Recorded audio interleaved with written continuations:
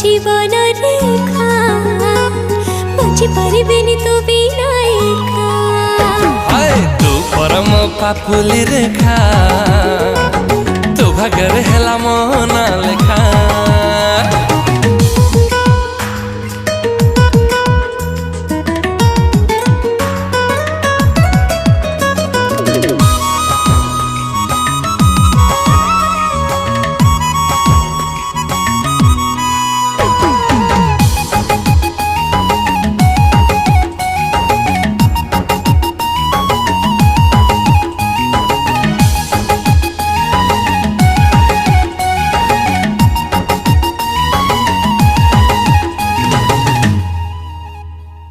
शिखेलु तो प्रेम रे मते जीवाटा